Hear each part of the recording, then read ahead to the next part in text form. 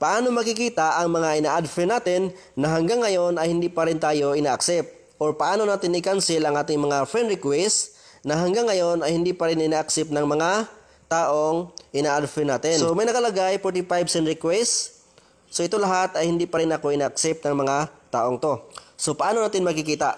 So unang-una natin gagawin ay open natin ang Facebook application at mag-login tayo. So kapag naka-login na tayo, click natin itong parang dalawang tao, ito. So dito natin makikita ang ating mga friends at ang mga taong nag-friend request sa atin na hindi pa rin natin ina-accept at ang mga taong ina-add natin na hanggang ngayon ay hindi pa rin tayo ina-accept. So i-click natin itong see all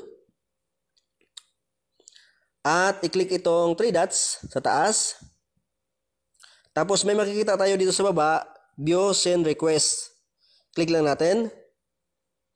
So ito mga katropa, makikita natin itong lahat ay ang ating ina-add friend na hindi pa rin tayo ina-accept.